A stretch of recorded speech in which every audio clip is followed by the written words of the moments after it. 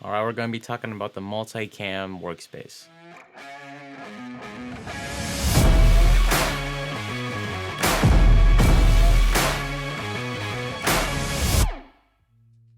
How's it going, everyone? I'm Aaron Dati. Welcome to another wedding walkthrough Wednesday. Today we're going to be talking about the Multicam workspace in your Final Cut Pro workspace options or settings.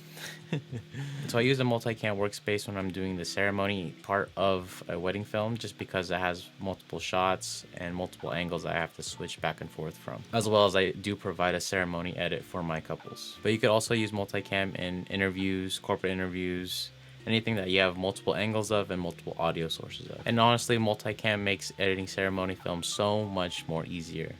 I remember back before I even knew about what a Multicam feature was in Final Cut Pro, I manually sync the waveforms, like the audio waveforms on each clip, to where I knew where the audio would start, and that would take me so long. I think that took me roughly like almost 2 hours just to find like the right part, and sometimes the audio would drift and I wouldn't know what's wrong and I'd just be like super frustrated. So the fact that Final Cut Pro has this already built in to its software, and you could auto sync with its audio, really helps a lot. But sometimes the software doesn't get it right, and that's when I use Pluralize. I don't really use it that often, only when I'm doing a multicam edit or a multicam clip that isn't synced properly. Sometimes I'll just put it into Pluralize to see if it works a little bit better, and it usually does get the job done. I don't really need to do any manually syncing, but I only use that if the Final Cut Pro one doesn't work. And Pluralize is pretty expensive. I believe it's like $2.99 or $1.99. The price will be like right here. Here pulled up is a past ceremony edit, and I've already had everything already multicam, but this is usually what it's gonna look like when you are in the multicam workspace. And to toggle this on and off, you'll go to your view, turn your angles on. So if it's off, that's what it looks like. If it's on, it's gonna open up another window with all the multiple angles that are synced in that multicam clip, and it shows you all the angles that are available, as well as it highlights whatever is currently being viewed in a blue color. So right now the angle that is being viewed is a Sony A7C that I have right here on the actual timeline. And if you wanted to switch, you could either just click on the clip itself that you want to switch to, if it loads.